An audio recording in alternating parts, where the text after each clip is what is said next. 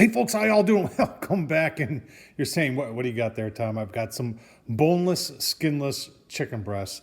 Got to do something with it. We just can't make it just like that. We just don't sprinkle a little magic on there and boom, it's perfect. So why not put a little hot Italian sausage in there? And why not wrap it in some bacon? And why not, break out some big dicks margarita rub on there? Folks, I tell you what, let's take this boneless, skinless chicken breasts and turn it into something that makes you want to go, hey, I want to do that. So let's give you a look-see. All right, so first step is you just got to make a pocket in your chicken breast to put your sausage. I took these sausages. They're not Johnsonville. I couldn't find the Johnsonville hot ones. They were out.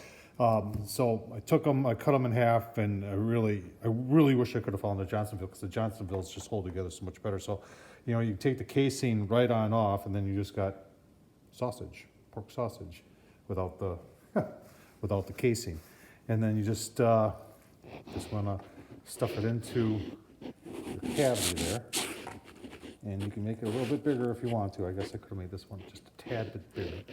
Now remember, we're dealing with raw chicken here, so make sure you're washing your hands and everything, not touching everything while you're doing this, and just chicken, and then make sure you wash everything up real good when you're done. And then we're just going to take some of the seasoning, sprinkle the seasoning on there, and then we'll do a small bacon weave on each one of these. So I think you get the hint of how I'm doing that.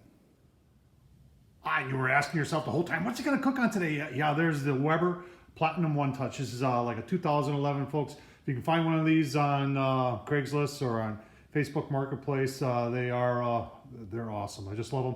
What's unique about it is the only one that has a vent right in the center of the dome there. We're going to get our charcoal going quick here, and yeah, I know we're going to use the Barbecue Dragon Tower of Inferno with this fan thing that really gets it going fast.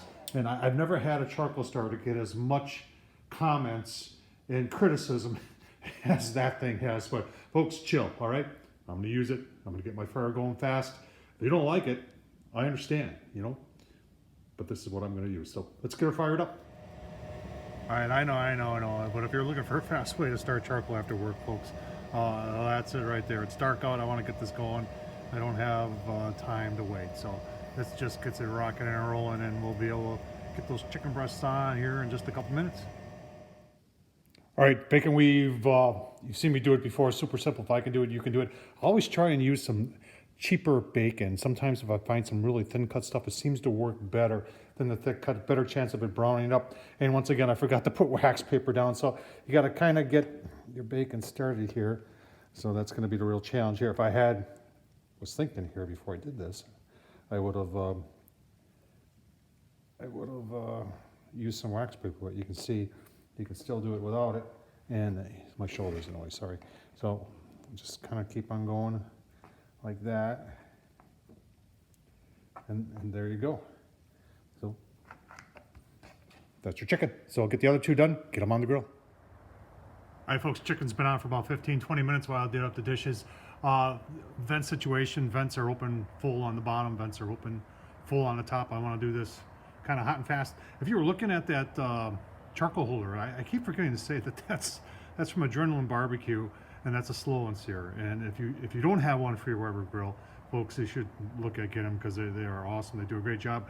Almost every time I cook in a Weber kettle, especially 22-inch, I'm using the slow and sear, and it's, even in the 18-inch, they make a charcoal basket for it too. So let's take a quick look here, shall we? Nice and hot. You can see that already. I put a little bit of that Big Dick's, so it's got a little sugar in there. It's browning up already, but you can see a charcoal in the back. Got a drip tray underneath, and it's dripping on it, so it's working. So 165 internal is what we're going to take this up to, and we'll give you a look-see as we proceed. All right, 40 minutes later, let's take a quick look. Oh man, look at that. Browning up real nice.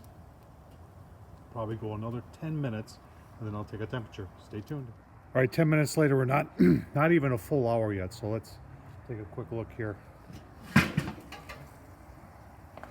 Oh man, the smell is fantastic. Let's go on the center one. So you can see we're 1:45-ish. So another 10 minutes or so, and we should be pretty close to being done. So we'll give it a look, see when we're done. All right, folks, there it is. That was less than an hour on the grill, and we got it up to 165.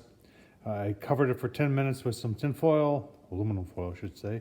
Let's just go right through the center here.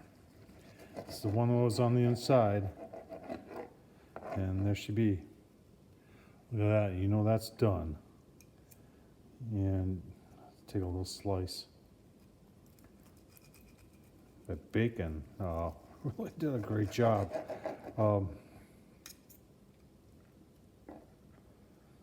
Yeah, it comes off a little bit. So take a little taste test of the chicken. Folks, wasn't even an hour. Oh.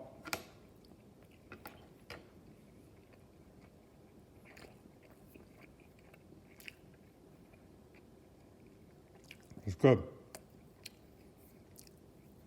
I can taste the seasoning, the big digs.